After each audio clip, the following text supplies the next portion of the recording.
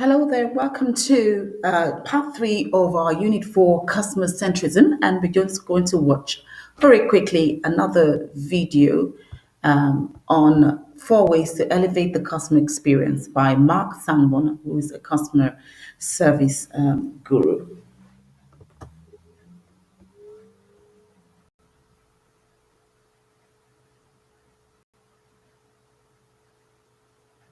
Now you talk about the ultimate experience, I talk about the extraordinary experience. Listen to This this. is 5 minutes long. I have a client in Columbus, Ohio. She is the president of a bank. She was on her way to meet with a client in Cincinnati, 2 hours away. And on the way, about 20 minutes outside of Columbus, Ohio, the birthplace of B-Dubs, she has a flat tire. Now, she's got a dilemma because she's got a cell phone, and the cell phone has one little charge of juice. She can call the client to say she'll be late, but then she won't be able to call for assistance, or she can call for assistance, but then maybe the battery will die and she can't call the client, so she does neither. She calls the general manager of Buyers Imports. If you're from Columbus, you might know about Buyers Imports. And she gets him on the phone, and she said, "Here's my dilemma." He said, "Don't worry, what mile marker, where are you?" And about 15 minutes later, he shows up with a charger for her cell phone, a hot cup of coffee, and a loaner car. She says, "Well, what should I do about my car?" He says, "Don't worry about it, I'll take care of it." She goes and she makes the call on the customer in Cincinnati. When she comes back, she calls Buyers Import, says, "You want me to bring the car in?" He goes, "No, just go home. You've had a tough day. Park in your driveway, leave the keys on the tire. We'll bring your car back, and we'll switch it out." And when she got her car back, the tire was fixed. She said, "How much do I charge? Or how much do I owe you?" He said, "Nothing. It's free. It's on us." And he said, "By the way, we washed your mats and they're drying in the trunk." And she said, at that point, "Now you're showing off." And she told me that story a year ago, and I wrote about it in the new book, Fred 2.0, and I've told no less than 20 audiences about Buyers Imports. Because you see, I don't even know the people at Buyers. I don't know what brands they represent. I don't know if they got the best price or the highest price in town, but I know this. Buyers elevated her experience. And I'm going to give you the 4 ingredients of an elevated experience today. 4 things that you can do, and one of the 4 things there is nobody that I currently know in the business that is consistently doing. Here are the 4 things. Number 1, the guest always receives value. You say, "Well, Mark, what does that mean?" It means the guest got what they expected, even if their expectations weren't right. Think about it. Sometimes we hide behind the excuse. We say, "Well, we did what we were supposed to do. We delivered what we always deliver." But the question is, what did the guest expect? If you cannot meet the guest's expectation, you only have one other alternative. What is it? To educate them. You say, "You know, I understand why you might expect that, but I wish we could. Let me tell you why we can't. And I apologize, but let me educate you so that we can bring your expectations into alignment with our brand value proposition." Because if the guest doesn't receive value, all bets are off. The second thing that happens is that they're pleasantly surprised. I think it's brilliant that you have a guest experience captain. And I talked to several of you about what does a typical shift look like for a guest experience captain. Here is my 2 cents for what it's worth. Try to surprise as many people as you can during a shift if you're a GEC. Find something that somebody didn't expect. See, if I expected it, it's just value. It's when I get something I didn't expect that I'm surprised. What's the pleasant surprise? It doesn't have to be the same thing every time. Matter of fact, it should be something a little bit different. Get creative and brainstorm with your GECs and say, what can we do to pleasantly surprise every guest, or at least as many as possible? Here's the third part. If you take one note today, it's this. Your job as a GM, as an owner-operator, franchisee, corporate, field, sales, whatever you do, your job is the management of guest emotion. And the million-dollar question to me isn't what was the average bar tab, what did they order, what did they eat. The question is this: did they leave your restaurant happier than they came in? And if they did, they will tell others. And that is the lifeblood of a brand.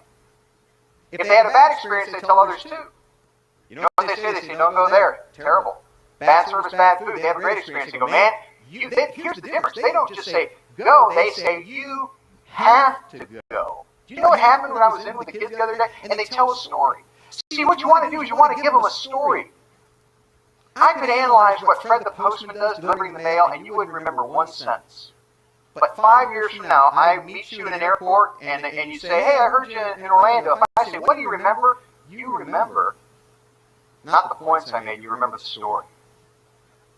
You got fanatical fans. You got people that are passionate about sports, and they love stories. Men and women alike will sit around and tell stories about their favorite sports teams.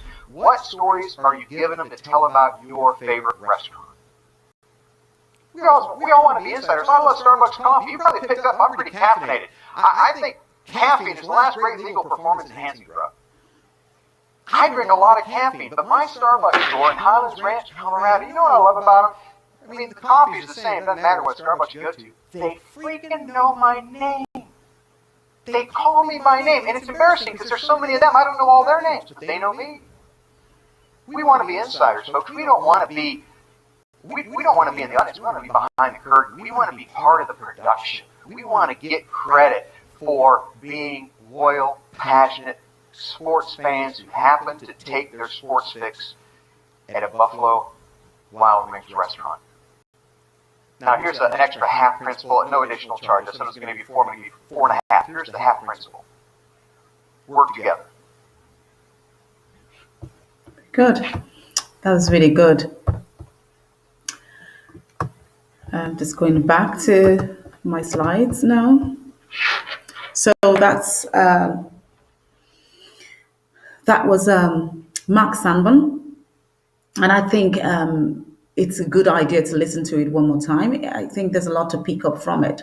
You know, it's a lovely one, and so it's important for us to understand some of the points that he made there, and it's really about, you know, customer loyalty, repeat customers, brand ambassadors. That's what you want to be. You want to surpass their expectations. You want to give them something that they're not expecting to keep them coming back. And so it behoves us to understand that there is a ladder of loyalty for every customer. They start out first as suspects, not quite sure what they're going to get. You know, they want to come and try it out.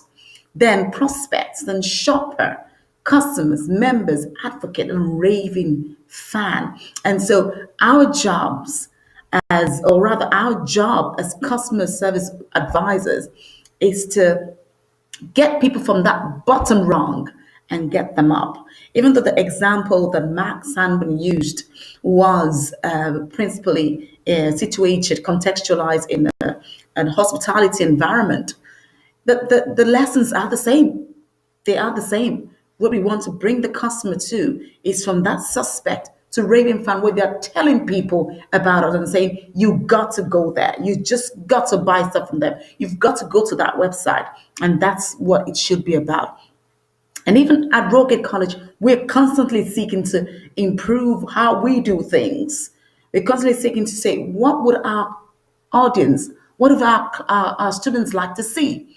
How would they want to experience us? And so it informs how we continue to improve what we're doing every single time. So it's important for us to understand, and I'd like you to discuss it with your friends, with your colleagues. It's that customer service should not just be a department. Discuss among your friends, your colleagues. Should customer service be a department, or should it be the entire company? This was what was said by Tony Shea, who's CEO of Zappers. And he said these words. And it's important for us to focus on it. How can we make customer service more of an entire company business and less as a department? Because it should not be a department. It should be an attitude throughout the organization. That's what customer service should be. And I hope that it becomes, you know, what we as an organization or as a business look at very critically as part of our culture and as part of our strategy.